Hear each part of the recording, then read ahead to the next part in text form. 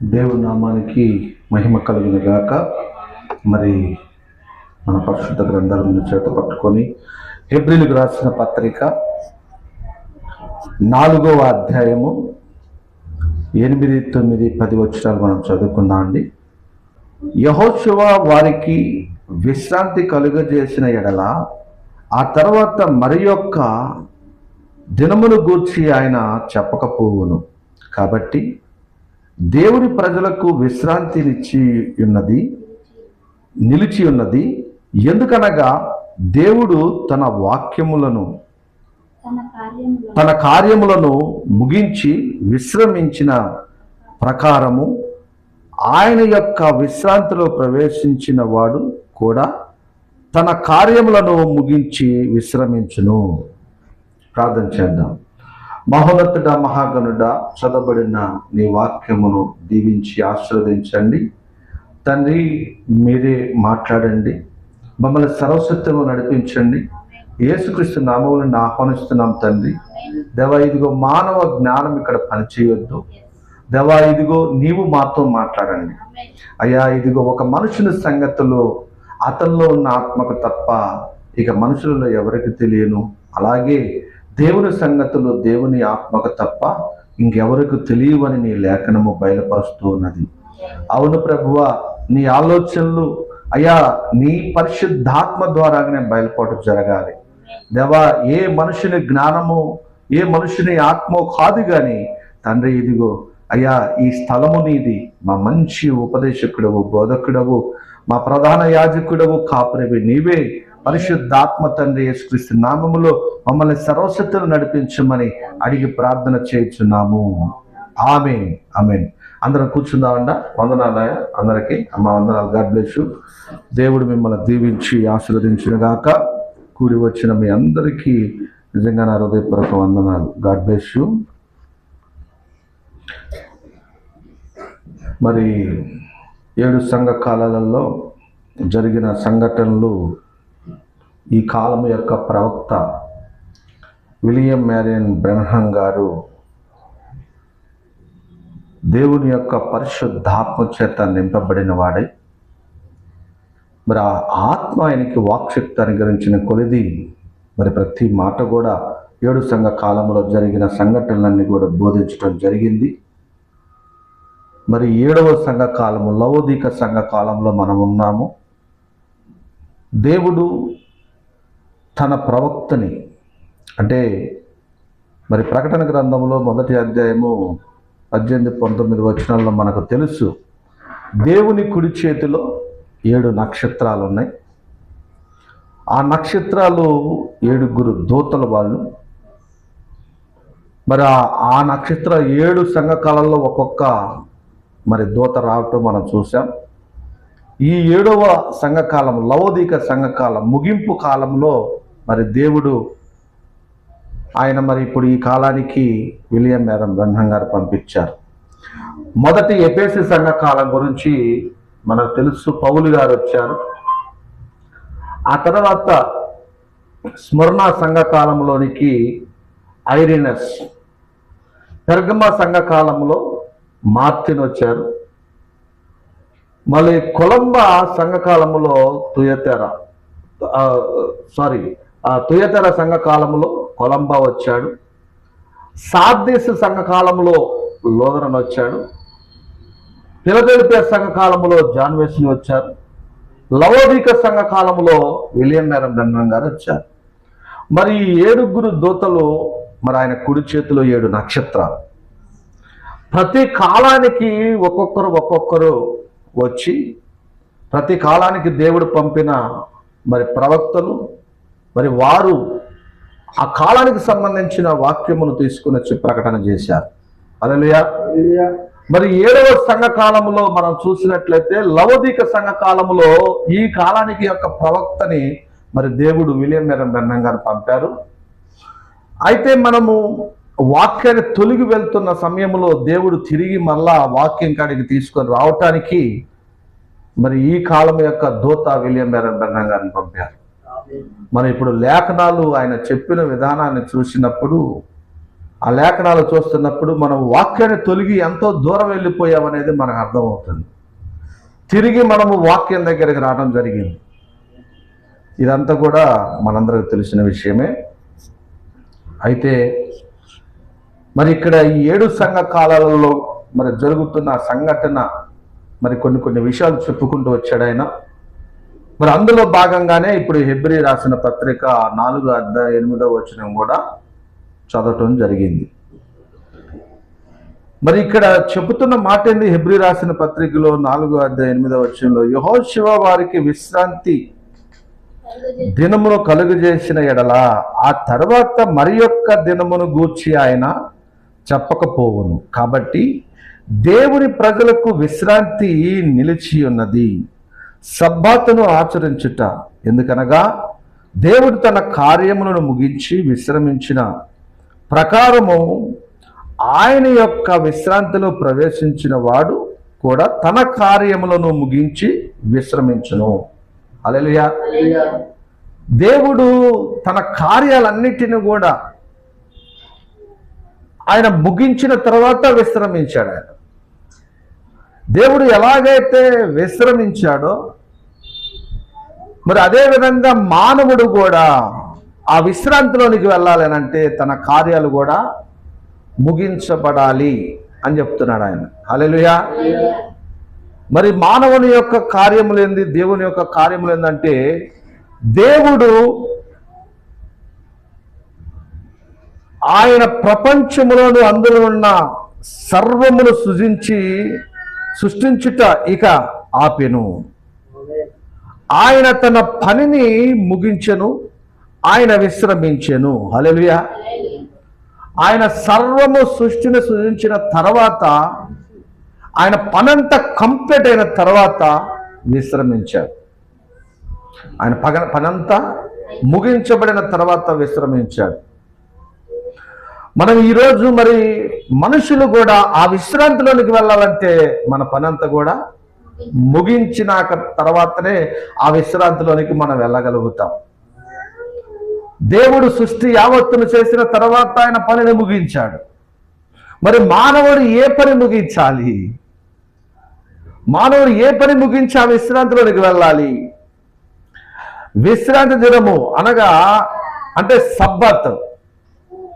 ఆయన అంటున్నాడు ప్రభు దినము లేదా సబ్బతు దినము అనగా శనివారం అని కొందరు జనులు చెప్పుచున్నారు. కొందరైతే ప్రభు దినమును వారములోనే మొదటి దినమగు ఆదివారం అని చెప్పుచున్నారు. అంటే కొంతమంది ఏం చెప్తున్నారు? సబ్బత్ అంటే విశ్రాంతి దినం అంటే ఏమంటున్నారు? శనివారము. కొంతమంది ఏమంటున్నారు? శనివారం కాదు ఆదివారము. ఏదంట? కొంతమంది ఏమో శనివారం అంటున్నారు, కొంతమంది ఏమో ఆదివారం అంటున్నారు. ఏంటిది అది? విశ్రాంతి దినం, సబ్బత్ అంటే పని ముగించి అంటే విశ్రమించిన దినము ఆదివారము లేకపోతే శనివారం. అందుకనే యూదులందరూ ఏం చేస్తున్నారు? శనివారము ఆరాధన చేస్తున్నారు. ఇప్పుడు అందుకనే కొంతమంది సెవెంత్ డేస్ వాళ్ళు వీళ్ళు వచ్చి వారు కూడా ఏం చేస్తున్నారు? శనివారమే అదే విశ్రాంతి దినమని ఆ శనివారాన్ని ఆచరిస్తున్నారు. కొంతమంది ఏంది? ఆదివారము విశ్రాంతి దినమని వారు దాన్ని ఆచరిస్తున్నారు. హల్లెలూయా. కానీ వాస్తవానికి అసలు ఆ విశ్రాంతి దినము ఏది, ఆ పని ముగించిన దినము ఏది అనే దాని కాడికి వచ్చేసరికి అంతా కూడా కన్ఫ్యూజ్లో ఉండిపోయారు. మనుషులు ఆచారాల్లోనికి సిద్ధాంతాల్లోనికి వారికి నచ్చిన ఆ యొక్క ఆరాధనలోనికి వారికి అనుకూలమైన ఆరాధనలోనికి వెళ్ళిపోయారు జనులు. వారు అసలు ఆ సబ్బత్ అనేది ఆ విశ్రాంతి దినం అనేది శనివారం అని కొంతమంది, ఆదివారం అని కొంతమంది ఇలా చెప్పుకుంటూ పోతూ ఉన్నారు. వాస్తవానికి ఆయన ఏమంటున్నారంటే,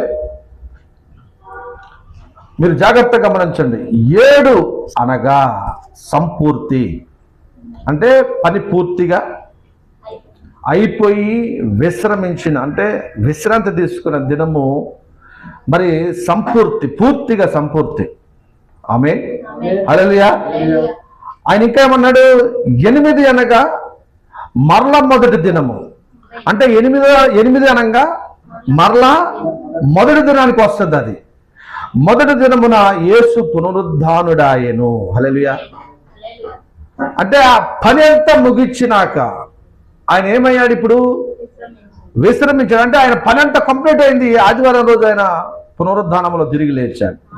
హల్లెలూయా. ఇప్పుడు మీరు జాగ్రత్తగా గమనించండి, పునరుద్ధానంలో తిరిగి లేచాడు. ఆయన ఏమంటున్నాడు? మనకు నిత్య జీవమును ఇచ్చెను, నిత్య సబ్బాతును, విశ్రాంతిని ఇచ్చెను. ఏది? పునరుద్ధానం. పనంతా కంప్లీట్ అయిన తర్వాత పునరుద్ధానములో మనకి విశ్రాంతి దొరికింది. అంటే దేవుడు, ప్రభు అయిన యేసుక్రీస్తు వారు ఏం పని చేశారు? ఈ భూమి మీదకి వచ్చి ఆయన రావటానికి మూల కారణమైంది మన పాపముల నుండి మనల్ని విమోచించటానికి. ఆయన మనల్ని విమోచించడానికి వచ్చాడు, మనల్ని రక్షించడానికి వచ్చాడు. ఆ భయంకరమైన, ఘోరమైన ఆ యొక్క దాసత్వము నుంచి, ఆ మరణము కింద, ఆ దాసత్వముల నుంచి జీవములను గడిపించడానికి వచ్చాడు ఆయన. హల్లెలూయా. ఇప్పుడు మనం ఆ జీవంలోనికి పోవటమే విశ్రాంతి. జీవంలోనికి పోకుండా మనకు విశ్రాంతియే లేదు. అంటే ఆ జీవము, విశ్రాంతి ఏంటిది అసలు? అది అంటే సబ్బాత్ అంటే ఏంటిది? అది అసలు శనివారమా, ఆదివారమా, లేకపోతే ఇంకేమైనా ఉందా? మీరు గమనించండి. శనివారమును సబ్బాత్ అంటున్నారు, కొంతమంది ఆదివారమును సబ్బాత్ అంటున్నారు. వాస్తవానికి విశ్రాంతి అని అంటే ఏంటి అసలు? విశ్రమించుట అంటే ఏంటిది అసలు? ప్రవక్త అంటున్నాడు, ఇప్పుడు మనము మరి ఆ నిత్య జీవాన్ని ఎలా పొందాలి, ఎలా కుదురుతుంది? హల్లెలూయా. మనం కూడా మన పనిని ముగించుకోకుండా ఆ విశ్రాంతిలోనికి వెళ్ళలేము. అంతేనే కాదు, క్రీస్తు వచ్చి ఆయన పనంతా, ఆయన కార్యములన్నింటిని కూడా నెరవేర్చిన తర్వాత పునరుద్ధానములో తిరిగి లేచాడు ఆయన. అక్కడ పునరుద్ధానములో మనకి ఏం దొరుకుతుంది? మనకు నిత్య జీవమును ఇచ్చును, నిత్య సబ్బాతును, విశ్రాంతిని ఇచ్చును. హల్లెలూయా. నిత్య సబ్బాతు ఒక్క దినం సబ్బాతు కాదు, అది ఒక వార సబ్బాతు కాదు, ఒక వారంలో సబ్బాతు వచ్చే అది కాదు, ఒక నెలకు వచ్చే సబ్బాతు కాదు, ఒక సంవత్సరానికి వచ్చే సబ్బాతు కాదు, అది నిత్య సబ్బాతు. హల్లెలూయా. అంటే నిత్య జీవం అది. అసలు ఇది ఎన్నడూ ఇక నీకు కష్టం అనేది రాదు. ఇప్పుడు నువ్వు శనివారం వచ్చావు అనుకో, సబ్బాతులను నువ్వు ఆచరించావు, మళ్ళీ ఆ శనివారం నుంచి మళ్ళా మొదటి దినం నుంచి మళ్ళీ శనివారం వచ్చేదాకా నీకు కష్టకాలాలేగా. కానీ నువ్వు ఇక్కడ ఆచరించేదంతా కూడా ఒక ఆచారం లాంటిది అది. కానీ నిత్య సబ్బాతు వేరు. అది ఆ విశ్రాంతిలోనికి ఎవరైతే ప్రవేశిస్తారో అక్కడ ఆనందము, సంతోషము, దీర్ఘశాంతము, నిత్యత్వము, శాశ్వతమైన ఉంటుంది అక్కడ. దానిలో మనం ప్రవేశించాలి. అందులో ప్రవేశించకుండా మనము ఏం చేస్తున్నాం అంటే, ప్రజలముగా శనివారంలో ప్రవేశిస్తున్నాం, ఆదివారంలో ప్రవేశిస్తున్నాం, అక్కడనే సంతోషపడి అక్కడే మేము మందిరానికి వెళ్ళామని ఆనందంతో తిరిగి వెళ్ళిపోతున్నాం. కానీ నిత్య సబ్బాతులోనికి మనము వెళ్ళవలసి ఉన్నది. హల్లెలూయా. ఆయన అంటున్నాడు, ఆ కారణము చేతనే సబ్బాత్, విశ్రాంతి కొరకు దేవుడు ఏ ప్రత్యేక దినమును ఇవ్వలేదని మనము చూడగలము. ఒక ప్రత్యేకమైన దినము కాదు అది. విశ్రాంతి అనంటే, సబ్బాత్ అంటే నిత్యమైనది, అది శాశ్వతమైనది. అది అందులో మనం ప్రవేశించాలి. అందులో కాకుండా మనం ఎక్కడ ప్రవేశించిన ఉపయోగము లేదు. ఆయన అంటున్నాడు, మనము అందులోనికి ప్రవేశించి అందులో నిలిచి ఉన్నాము. హల్లెలూయా. ఎందులో ప్రవేశించి? చూడండి, ఆ పునరుద్ధానములో క్రీస్తు తీసుకొని వచ్చిన ఆ నిత్యత్వంలోనికి మనము ఏకీభవించామంటున్నాడు ఆయన. హల్లెలూయా. ఎలా? అది ఎలా జరుగుతుంది? ఆ కారణం చేత. ఏ కారణము? క్రీస్తు పునరుద్ధానం అనే కారణము చేత ఆ నిత్యత్వాన్ని మనం పొందుకున్నామంటాడు ఆయన.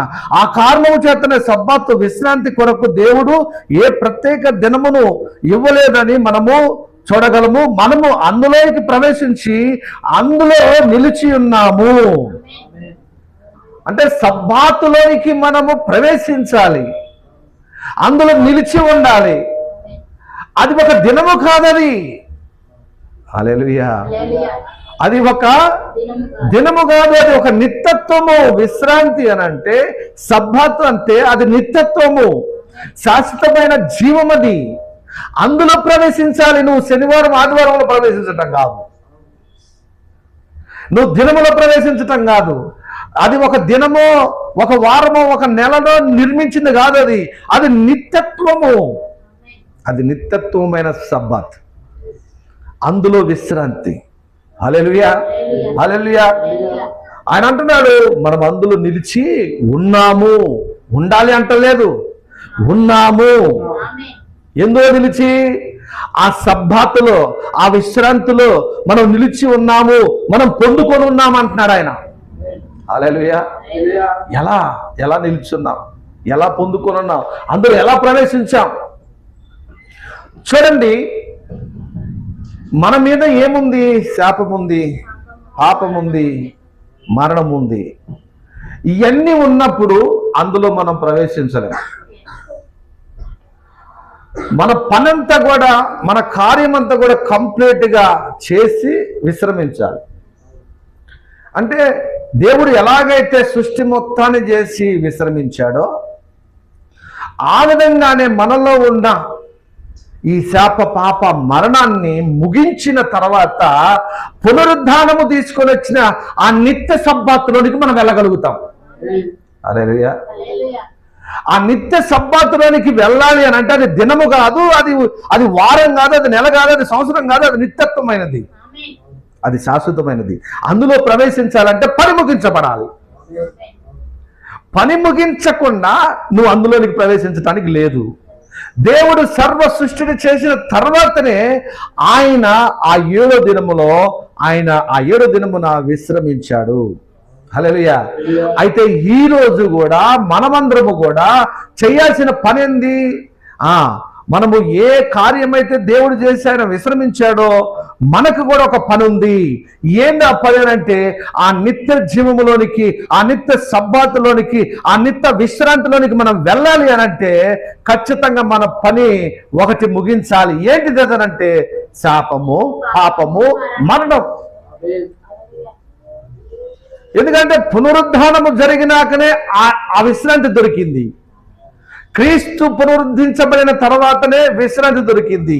నిత్య సబ్బాతులో ఆయన ప్రవేశించాడు.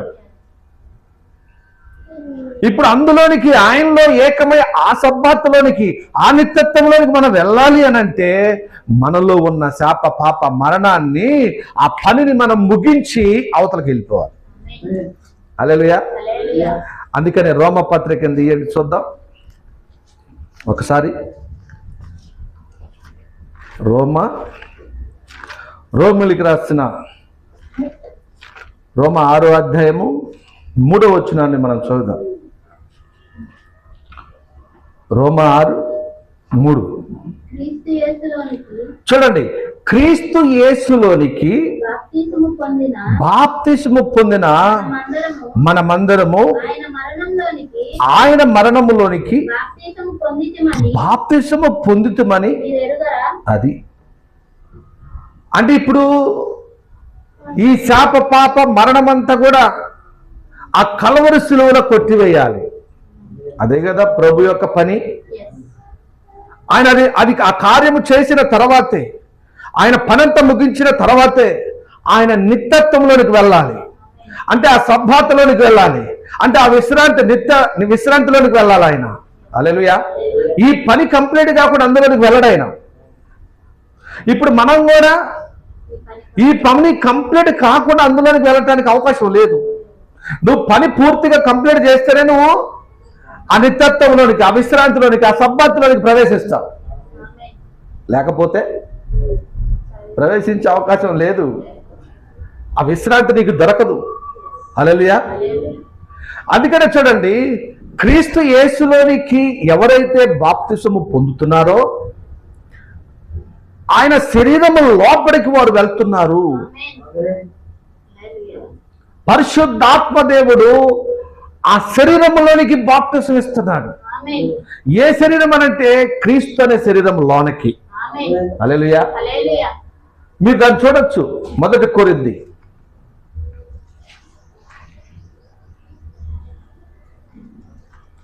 12వ అధ్యాయము 13వ వచనాన్ని మనం చదవచ్చు. యాలయనగా యూదులమైనను గ్రీకు దేశస్థులమైనను దాసులమైనను స్వతంత్రులమైనను మనమందరము ఒక్క శరీరములోనికి ఒక్క ఆత్మయందే బాప్తిసము పొందితిమి. పరిశుద్ధాత్మ దేవుడు ఒక వ్యక్తిని ఎక్కడికి తీసుకుని వెళ్తున్నాడంటే యేసుక్రీస్తు నామములోనికి బాప్తిసం ఇచ్చినప్పుడు ఆ వ్యక్తి యేసుక్రీస్తు వారి యొక్క శరీరములోనికి ప్రవేశిస్తున్నాడు. హల్లెలూయా. మీరు జాగ్రత్తగా గమనించండి. యేసుక్రీస్తు వారి యొక్క శరీరములోనికి ఒక పాపి ఆయన శరీరములోనికి వెళ్తున్నాడు. ఏ పాపి అయితే మరి యేసుక్రీస్తులోనికి బాప్తిసాన్ని ఇష్టపడి, ప్రభువా ఇదిగో నాలో శాపం ఉంది, పాపం ఉంది, మరణం ఉంది, నేను దాసత్వంలో ఉన్నాను, నేను నిత్యత్వంలోనికి రావాలి, సమ్మతిలోనికి రావాలి, శాశ్వతమైన జీవంలో నివసించాలి, నీతో నేను సదాకాలము జీవించాలి అని ఎవరైతే కోరుకుంటున్నారో ఆ వ్యక్తి ఆయన నామములో రక్షణ ఉందని అంగీకరిస్తాడు. ఎప్పుడైతే నువ్వు మారు మనసు పొంది ఆయన నామములోనికి బాప్తిసము పొందటం జరుగుతుందో అప్పుడు ఆ వ్యక్తి యేసుక్రీస్తు శరీరములోనికి వెళ్తున్నాడు. యేసుక్రీస్తు శరీరములోనికి వెళ్ళగానే ఇప్పుడు ఆయన ఏం చేస్తున్నాడు? మన పాప భారం అంతా ఆయన మోస్తున్నాడు. ఎందుకంటే ఆయనలోనికి మనం ప్రవేశించేసరికి మన దోషములన్నీ కూడా ఆయన మీద మోపబడుతున్నాయి. మన అతిక్రమములు, మన దోషములు, మన పాపములు, మన అబద్ధాలు, మన కక్షలు, మన క్రోధములు అన్ని కూడా ఆయన మీద మోపబడుతున్నాయి. ఇప్పుడు క్రీస్తు వచ్చింది ఈ పని ముగించటానికి. ఆమేన్. ఒక మనిషి చేయలేడు ఇది. ఒక మనిషి ఈ పనంతా ముగించి నిత్యత్వంలోనికి వెళ్ళలేడు. అతను వెళ్ళలేడు గనక ఈ కార్యము చేయటానికి దేవుడే శరీరధారిగా భూమి మీదకి వచ్చాడు. హల్లెలూయా. ఆయనే భూమి మీదకి వచ్చి ఆయన కృపచేత మనల్ని ఆకర్షించి ఆయన ఆత్మచేత ఆయనలోనికి తీసుకొని ఆయన ఎప్పుడైతే ఒక పాపిని తీసుకుంటున్నాడో ప్రతి ఒక్కరి పాపము ఆయన మీద మోపబడుతుంది. లోక పాపమును మోసుకొని పోవు దేవుని గొర్రెపిల్ల ఆయన వధించబడాలి. లోక పాపమును మోసుకొని పోతున్నాడు ఆయన. పాపం ఎక్కడుంది? అది మనిషిలో ఉంది. ఆ మనిషిలో ఉన్న పాపము ఆయనలోనికి ఆ వ్యక్తి వెళ్ళినప్పుడు ఆయన మీదకి వస్తుంది. అది హల్లెలూయా. ఇప్పుడు అక్కడ ఏం జరుగుతుంది? ఆయన ఆ శ్రమ పొందుతున్నప్పుడు మీరు చూడండి, జాగ్రత్తగా గమనించండి. ఎవరైతే యేసుక్రీస్తులోనికి బాప్తిసం పొందుతున్నారో ఆయన శరీరంలోనికి వెళ్తున్నారు ఆ వ్యక్తి. అప్పుడు ఆ లోపల ఆయన శరీరము లోపల ఆ వ్యక్తి ఉంటున్నాడు. ఆ వ్యక్తి నిమిత్తము ఆయన కొరడా దెబ్బలు తింటున్నాడు. మరి అతను చేసిన తలంపుల నిమిత్తము ఆయన తలకి ముళ్ళ కిరీటము, అతను చేసిన పాపముల నిమిత్తం ఆయన చేతులకి గాయములు. హల్లెలూయా. అతను నడిచిన నడతను బట్టి ఆయన కాళ్ళకి గాయములు. హల్లెలూయా. అతను చేసిన పాపము ఆయన మీద మోపబడినప్పుడు ఆయన శరీరము దున్నబడుతుంది. అందుకనే యెషయా గ్రంథం ఏముంది? ఆయనకు తగిలిన దెబ్బల చేత మనకి, హల్లెలూయా, ఆయనకు తగిలిన దెబ్బల చేత మనకి స్వస్థత కలిగి ఉంది. ఎవరైతే క్రీస్తు లోపల ఉంటున్నారో ఆ వ్యక్తి క్రీస్తుతో పాటు చనిపోతున్నాడు, క్రీస్తుతో పాటు సిలువ మోస్తున్నాడు, క్రీస్తుతో పాటు కొరడా దెబ్బలు తింటున్నాడు, క్రీస్తుతో పాటు చనిపోయి క్రీస్తుతో పాటు పాతి పెట్టబడుతున్నాడు. హల్లెలూయా. ఇవన్నీ జరిగిన ఆ వ్యక్తికి ఆయన పునరుద్ధానములో కూడా భాగం ఉంది. హల్లెలూయా. అందుకని రోమా పత్రికలో 6వ అధ్యాయం 4వ వచనంలో ఏం చెప్తున్నాడు? కాబట్టి తండ్రి మహిమ వలన క్రీస్తు మృతుల నుండి ఎలాగూ లేపబడనో అలాగే మనమును నూతన జీవము పొందిన వారమై నడుచుకున్నట్లు మనము బాప్తిసం వలన మరణములో పాలు పొందుటకై ఆయనతో కూడా పాతి పెట్టబడితిమి. ఏందంట? ఆయనతో కూడా పాతి పెట్టబడితిమి. ఆత్మ సంబంధంగా జరుగుతుంది ఇది. బాప్తిసం అనగానే నేను తిరిగి జన్మించానంటాం. జన్మించినట్టు కనపడుతుందా? కానీ మనం విశ్వసిస్తాం. పరలోకం ఉంది అని మనం చెబుతుంటాం. పరలోకాన్ని మనం చూసామా? విశ్వసిస్తాం. దేవుని వాక్యాన్ని బట్టి, ఆయన చెప్పిన మాటని బట్టి నమ్ముతాం. రక్షణ కూడా ఇప్పుడు అదే విధంగా మనం నమ్మి బాప్తిసం పొందుతున్నాం. క్రీస్తులోనికి బాప్తిసము తీసుకున్నప్పుడు ఆయన సిలువను మోసామంటే అది ఆత్మీయంగా జరుగుతుంది. దాన్ని మనం గమనించాలి. మీరు గుర్తెరగాలి దాన్ని. ఎవరైతే క్రీస్తులోనికి బాప్తిసం పొందుతున్నారో ఆ వ్యక్తి క్రీస్తులోనికి వెళ్ళినప్పుడు ఆ వ్యక్తి పాపములు క్రీస్తు మీద మోపబడతాయి. లేకపోతే ఆయనకి సిలువ ఎలా వేస్తారు? ఒక నిర్దోషికి సిలువ వేయటానికి లేదు. ఎవరికి సిలువేస్తారు? ఎవరికి కొరడ దెబ్బలు, ఎవరికి ముళ్ళ కిరీటము, ఎవరికి గాయములు? ఇదిగో ఖచ్చితంగా ఒక పాపికి. అయితే క్రీస్తు ఏమంటున్నాడు? ఇదిగో నాలో పాపం ఉందని మీలో ఎవరైనా నిరూపించగలడా? అంటే ఆయనలో పాపం లేదు. మరి ఎలా వచ్చింది ఆయన మీదకి? నువ్వు క్రీస్తులోనికి బాప్తిసము పొందినప్పుడు ఆయన శరీరము లోపలికి నువ్వు వెళ్ళావు గనక ఆ దోషము ఆయన మీద మోపబడుతుంది. నీ శాపము, నీ పాపము, నీ మరణము ఆయన మీద మోపబడింది. దాని నిమిత్తము పాపానికి జీతమైంది మరణం. అంటే నీవు ఇయ్యాల్సిన మరణాన్ని ఆయన నీ పాపాన్ని తీసుకొని నీ నిమిత్తం ఆయన ఇస్తున్నాడు. నీ నిమిత్తము, నా నిమిత్తము, మన నిమిత్తము ఆయన వెల చెల్లిస్తున్నాడు. హల్లెలూయా, హల్లెలూయా. దేవుని నామానికి మహిమ కలుగునుగాక. అందుకని మీరు జాగ్రత్తగా గమనించండి. ఆయన ఎప్పుడైతే ఒక వ్యక్తి ఎవరైతే ఆయన విశ్వసిస్తున్నారో ఆ వ్యక్తిని ఎప్పుడైతే ఆయన తీసుకుంటున్నాడో ఆ వ్యక్తి నిమిత్తం ఆయన చనిపోయినప్పుడు ఆ వ్యక్తి విమోచించబడతాడు గనక ఆ వ్యక్తి నిత్య సబ్బాతులోనికి వెళ్తాడు. హల్లెలూయా. అందరు కాదు, అందరూ శనివారం ఆరాధించేవాడు కాదు, ఆదివారం ఆరాధించేవాడు కాదు. ఆరాధించడం మంచిదే, అది వద్దని కాదు. కానీ నువ్వు దినములోనికి వస్తున్నావు కానీ నిత్య సబ్బాతులోనికి రావాలంటున్నాడు ఆయన. నిత్య సబ్బాతు వేరు, దినము వేరు. దినం అంటే ఒక్క పూట ఉంటుంది. నిత్య సబ్బాత్ అంటే అసలు నీకు అసలు ఆ దినం అనేది ఉండదు, రోజు అనేది ఉండదు, యుగ యుగములు. హల్లెలూయా. అంటే ఆ నిత్య సబ్బాతులోనికి వెళ్ళాలంటే నువ్వు నీ పనిని కంప్లీట్ చేయాలి. ఏది నీ పని? శాప పాప మరణాన్ని తీసివేసుకొని ఆ పనంతా పూర్తిగా దులిపివేసి నువ్వు నిత్యత్వంలోనికి వెళ్ళగలుగుతావు. అది నువ్వు తీసివేయాలంటే అది నీ వల్ల కాదు, నా వల్ల కాదు. అది క్రీస్తులోనికి వెళితే ఆ శాపాన్ని తీసివేస్తాడు, ఆ పాపాన్ని తీసివేస్తాడు, ఆ మరణాన్ని కొట్టివేస్తాడు. అప్పుడు నువ్వు నిత్య సబ్బాతులోనికి వెళ్ళే అవకాశము నీకు 100కి 100 పాళ్ళు ఉంటుంది.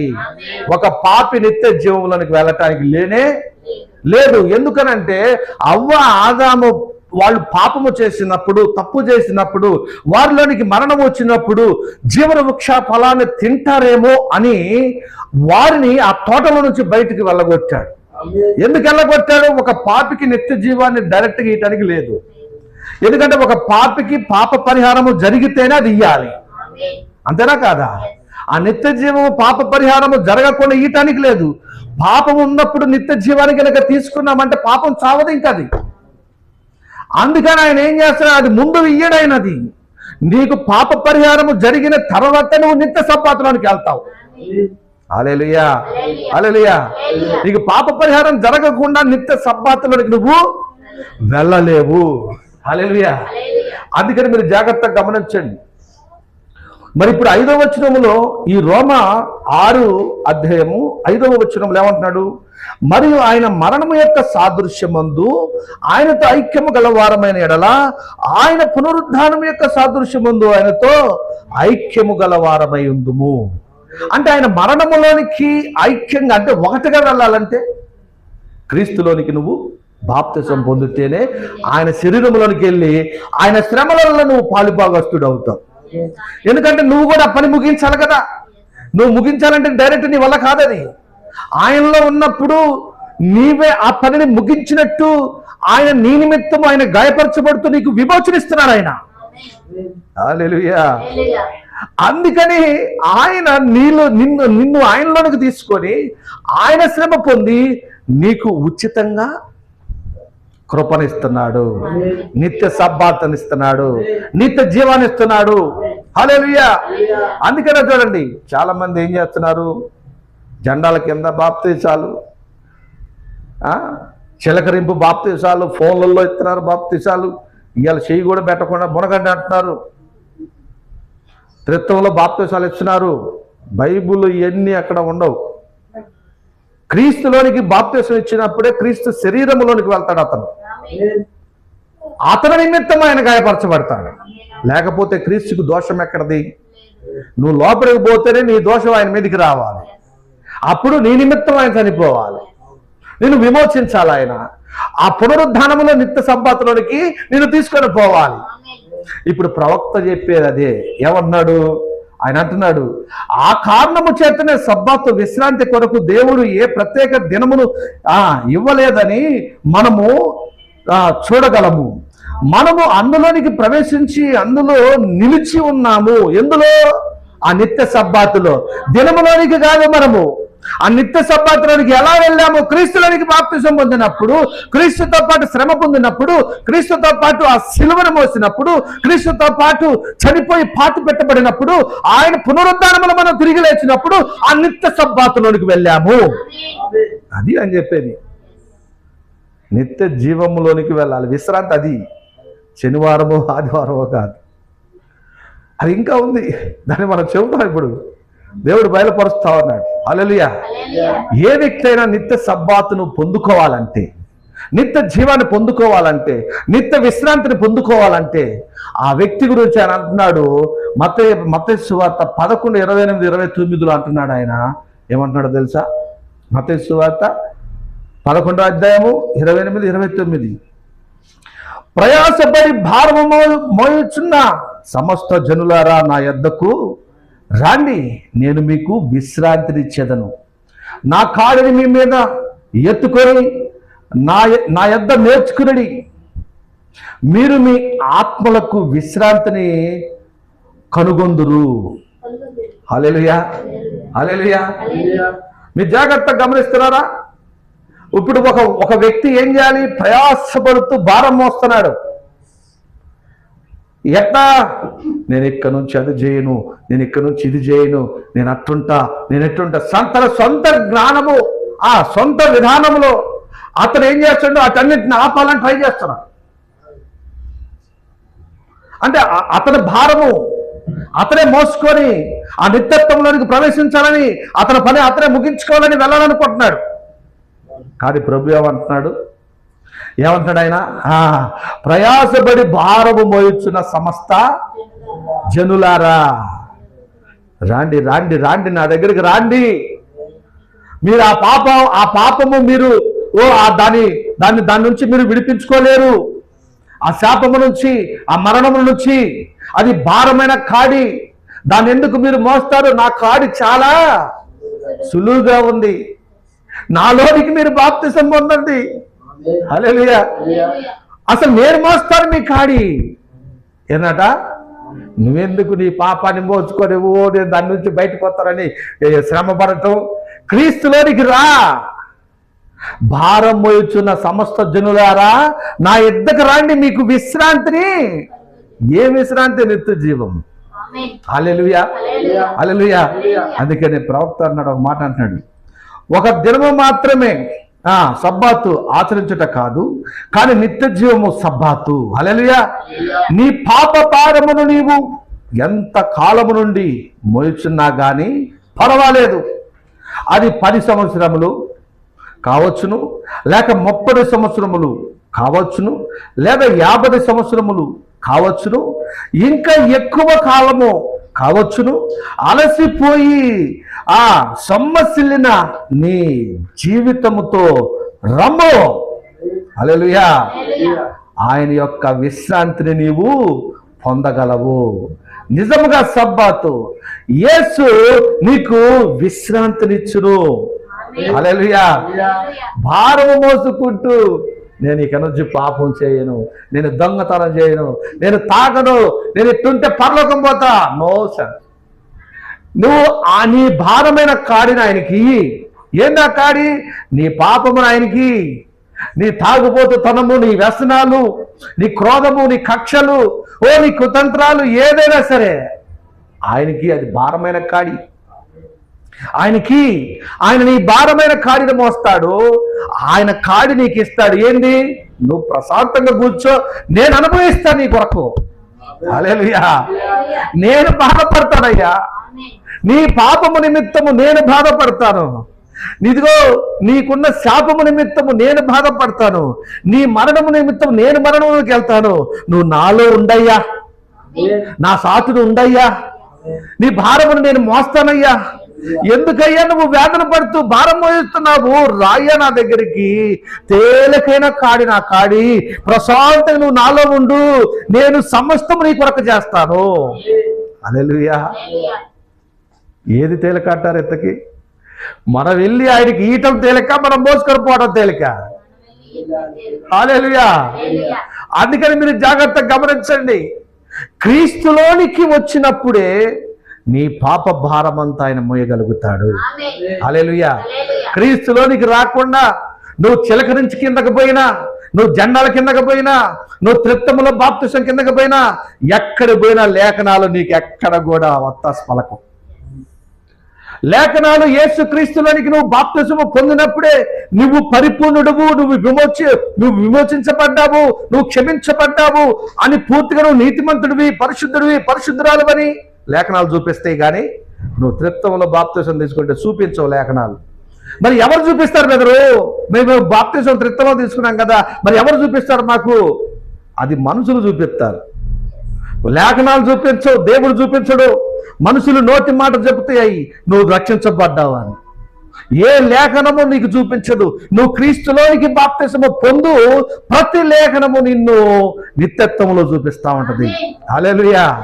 నీకు నిత్య జీవమును కలుగు చేశానని చూపిస్తా ఉంటది. హల్లెలూయా. ఇంతకీ ఆయన అంటున్నాడు, అసలు నిత్యత్వం అంటే ఏంటిది? నిత్యత్వం అంటే ఏంటో తెలుసా? చూడండి, యేసుక్రీస్తుని అంగీకరించినప్పుడు ఆ శిష్యులు అందరూ కూడా వారు ఆయన శరీరమును, ఆయన రక్తము తాగినప్పుడు, ఆయన సిలువలోనికి వెళ్ళినప్పుడు ఆయన శరీరము, ఆయన రక్తము ఆ శిష్యులలో ఉన్నది కనుక ఆయన తగులుతున్న దెబ్బల చేత వారికి స్వస్థత కలిగి ఉన్నది. ఆమె వారికి అక్కడ స్వస్థత కలిగి ఉన్నది. వారు ఇప్పుడు ఆ మేడ గదిలోనికి వెళ్ళి అక్కడ ప్రార్థిస్తున్నారు. ఇదిగో వారిలో ఉన్న శాప పాప మరణాన్ని నిమిత్తము ఆయన కలువరి సిలువలో త్యాగం చేశాడు. అప్పుడు అక్కడ ఉన్న శిష్యులందరూ కూడా 120 మంది విమోచించబడ్డారు. వారిని అక్కడ ఆయన విశ్రాంతిలోకి తీసుకెళ్లాడు. ఎక్కడ విశ్రాంతి జరిగింది బెదర్? అక్కడ ఏంటిదేనంటే ఆ మేడగదులు వాళ్ళు ప్రార్థన చేస్తున్నప్పుడు అగ్ని నేలకలు, ఆకాశము తెరవబడి అగ్ని నేలకలు విభాగింపబడి ఒక్కొక్కరు తల మీద వాలినప్పుడు వారందరూ పరిశుద్ధాత్మను పొందుకున్నారు. హల్లెలూయా. పరిశుద్ధాత్మను పొందుకోవటమే నిత్య సబ్బాత్ అయి ఉన్నది. హల్లెలూయా. సబ్బాత్ అంటే శనివారం కాదు, సబ్బాత్ అంటే ఆదివారం కాదు, సబ్బాత్ అంటే నిత్య జీవము పరిశుద్ధాత్మ అయి ఉన్నాడు. హల్లెలూయా. అందుకని అంత్య దినమున సకల జనుల పైన నా ఆత్మను కుమ్మరిస్తానని యోవేలు ప్రవక్త ద్వారా ప్రవచించబడింది. హల్లెలూయా. ఇప్పుడు వారు ఏం పొందుకున్నారు? పేతురు గారు, యోహాను గారు, మత్తయి గారు, మార్కు గారు ఏం పొందుకున్నారు? వీళ్ళంతా, పౌలు గారు, వీళ్ళంతా ఏం పొందుకున్నారు? అసలు వాళ్ళు పరిశుద్ధాత్మ పొందుకున్నారు. ఆ పరిశుద్ధాత్మ ఏమైంది? నిత్య సబ్బాత్ అయ్యున్నది, నిత్య జీవమైనది, నిత్య విశ్రాంతి అయ్యున్నది. హల్లెలూయా. ఆత్మ నువ్వు ఎప్పుడైతే పొందుకుంటావో అదే నిత్యత్వంలో నువ్వు ఉండటం అంటే. హల్లెలూయా. నువ్వు శనివారం కాదు, ఆదివారం కాదు, ఇంకొక వారం కాదు, కానీ నువ్వు పరిశుద్ధాత్మ పొందుకోవటమే నిత్యత్వము. అదే నిత్య విశ్రాంతి దినము, అదే నిత్య శాశ్వతమైన రాజ్యము. అక్కడ నిత్య జీవము నీలో ఉంటుంది. హల్లెలూయా. అంతకు మించి వేరే ఆప్షన్ నీకు లేనే. అందుకనే ఆయన అంటున్నాడు, మీరు జాగ్రత్తగా గమనించండి, నేను చదువుతున్నాను. ఆయన యొక్క సబ్బాతును ఆచరించుట యెషయా దీనిని ప్రవచించెను. ఆ తర్వాత 700 సంవత్సరములకు పెంతెకోస్తు యొద్ద చెప్పబడిన విధముగానే ఖచ్చితంగా వారు పరిశుద్ధాత్మను నింపబడి వాగ్దానము చేయబడిన నిజ విశ్రాంతి ఇదే. హల్లెలూయా. వాగ్దానం చేయబడిన నిజ విశ్రాంతి ఏంది? పరిశుద్ధాత్మను పొందుకోవటం. హల్లెలూయా. పరిశుద్ధాత్మను పొందుకోవటమే మరి ఖచ్చితంగా మరి నిజ విశ్రాంతి. అదే నిజమైన సబ్బాతు, అదే నిత్యత్వం కలిగిన సబ్బాతు. హల్లెలూయా. పరిశుద్ధాత్మను పొందుకోవాలంటే పాప పరిహారం జరగాలి. పాప పరిహారం జరగాలంటే నువ్వు క్రీస్తు లోపలికి వెళ్ళాలి. నువ్వు క్రీస్తు లోపలికి వెళ్ళాలంటే ప్రభు అయిన యేసుక్రీస్తు నామములో పరిశుద్ధాత్మ బాప్తిసం ఇస్తున్నాడు. ఆ బాప్తిసం నువ్వు పొందాలి. అప్పుడు నువ్వు ఆయన లోనికి పోతే నీ పనంతా, నువ్వు చేయాల్సిన పనంతా కూడా ఆయనే పరిపూర్ణంగా ఆ పని చేసి నిన్ను ఆయన పునరుద్ధానములో నిత్యత్వములోనికి, నిత్య విశ్రాంతిలోనికి తీసుకుని వెళ్తాడు. హల్లెలూయా. హల్లెలూయా. పరిశుద్ధాత్మను పొందుకోవటమే ఆ నిత్య విశ్రాంతి అయి ఉన్నది. ఆయన అంటున్నాడు, ఆ విధంగా వారు పరిశుద్ధాత్మతో నింపబడినప్పుడు వారు ఈ లోక సంబంధమగు క్రియల నుండి, ఎక్కడి నుండి? పరిశుద్ధాత్మను ఎప్పుడైతే మనం పొందుకుంటావో ఈ లోక సంబంధమైన క్రియల నుండి.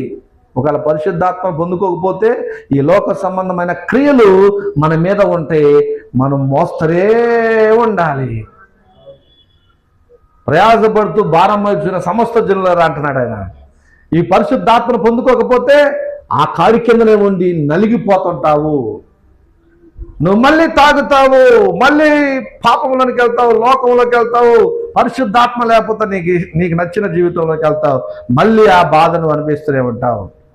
కానీ ఆయన అంటున్నాడు, ఆ విధంగా వారు పరిశుద్ధాత్మ నింపబడినప్పుడు వారు ఈ లోక సంబంధము క్రియల నుండి, లోకపు కార్యముల నుండి, తమ చెడు మార్గముల నుండి మళ్ళుకొందురు. పరిశుద్ధాత్మ వారి జీవితములను వశపరుచుకును. వారు విశ్రాంతిలో ప్రవేశించి ఉన్నారు. అదే మీ యొక్క విశ్రాంతి. హల్లెలూయా. అదే మీ సబ్బాతు.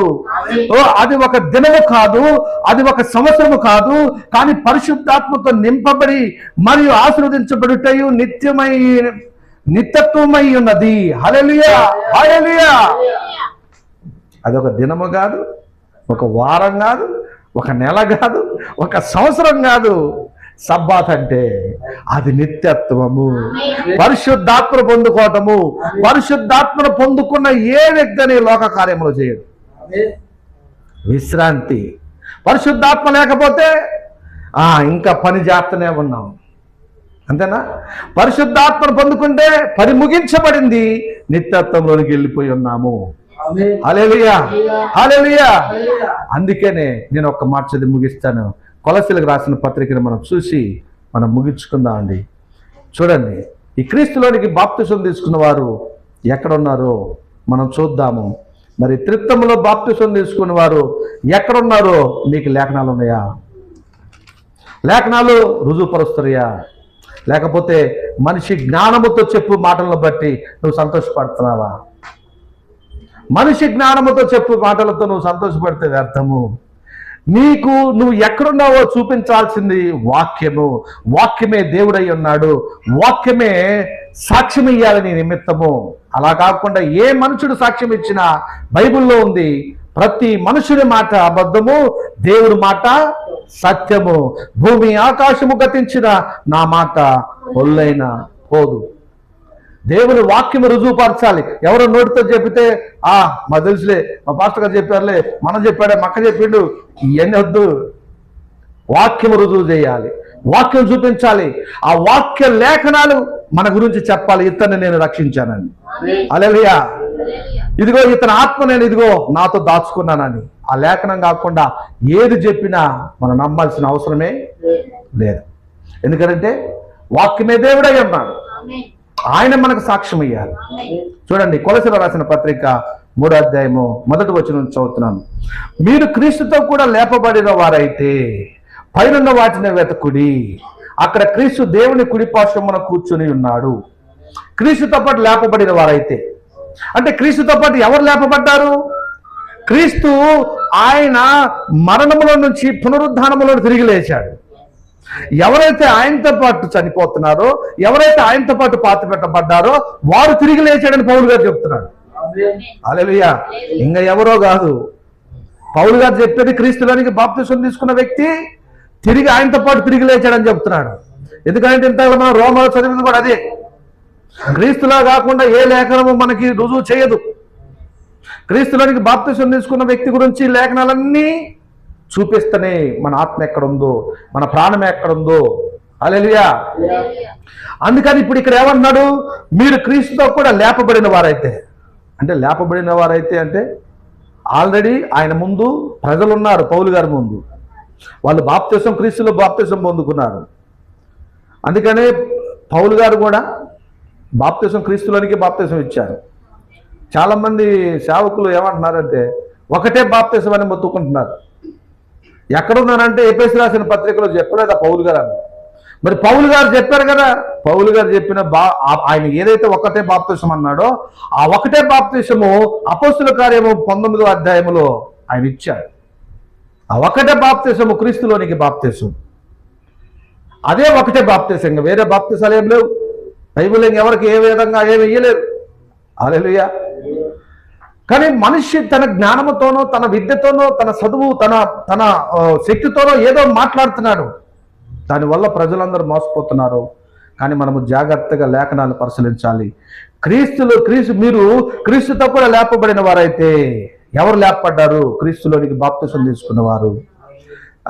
ఆ పాప పరిహారం నిమిత్తము ఆయనతో పాటు చనిపోయి ఆ పునరుద్ధానముతో ఆయనతో పాటు ఎవరినైతే తీసుకొని వచ్చాడు ఆయన, వారి గురించి పౌలు గారు మాట్లాడుతున్నారు. అయ్యా, మీరు క్రీస్తుతో కూడా లేపబడిన వారైతే పైన ఉన్న వాటిని వెతుకుడి, అక్కడ క్రీస్తుకు దేవుని కుడిపార్శ్వమున కూర్చొని ఉన్నాడు. హల్లెలూయా. ఇంకా ఏమంటున్నాడు ఆయన? పైన వాటి మీదనే గాని భూ సంబంధమైన వాటి మీద మనసు పెట్టకునికిడి. యాలయనగా మీరు ముత్తి పొందితరి, మీ జీవము క్రీస్తుతో కూడా దేవుని యందు దాచబడి ఉన్నది. హల్లెలూయా. అంటే ఇప్పుడు మన జీవం ఎక్కడుందని చెప్తుంది లేఖనము? దేవుని యందు దాచబడి ఉంది అన్నాడు. ఆయన క్రీస్తులో దాచబడి ఉంది అన్నాడు. అంటే ఇప్పుడు క్రీస్తు ఎక్కడున్నాడు? దేవుడి కుడిపక్షం మీద ఉన్నాడని చెప్తుంది లేఖనం. క్రీస్తుతో పాటు లేచిన వారి యొక్క జీవం ఎక్కడుంది? అక్కడ ఉంది. హల్లెలూయా. హల్లెలూయా. పౌలు గారు చెప్పేది అదే. ఎప్పుడు మరి అది బయలుపరుచుద్ది? ఎప్పుడు బయలుపరచబడుతుంది అది? ఆయన అంటున్నాడు 4వ వచనంలో, మనకు జీవమై ఉన్న క్రీస్తు ప్రత్యక్షమైనప్పుడు మీరు ఆయనతో కూడా మహిమయందు ప్రత్యక్షపరచబడతారు. హల్లెలూయా. హల్లెలూయా. ఇప్పుడు మన జీవం ఎప్పుడు బయలుపడ జరుగుద్ది? ఆయన మహిమయందు వచ్చినప్పుడు, అప్పుడు మనము కూడా ఆయనతో పాటు బయలుపరచబడతాం. హల్లెలూయా. హల్లెలూయా. నిజమైన సబ్బాత్ అంటే ఏంది? పరిశుద్ధాత్మను పొందుకోవటం. ఎవరు పొందుకుంటారు? పని ముగించబడిన వారు, పని కంప్లీట్ అయిన వారు. ఆదిలో దేవుడు ఎప్పుడు ఆయన విశ్రమించాడు? పనంతా కంప్లీట్ చేసినాక. హల్లెలూయా. ఇవాళ నిజమైన క్రైస్తవుడు తన పనంతా కంప్లీట్ చేసుకుంటే దేవుడు ఆ సబ్బాతులోనికి, అనిత్య సబ్బాతులోనికి, అనిత్య జీవంలోనికి తీసుకుని వెళ్తాడు. హల్లెలూయా. హల్లెలూయా. అర్థమైందా మీకు? దేవుడి నామానికి మహిమ కలుగును గాక. దేవుడు దీవించును గాక. Praise the lord.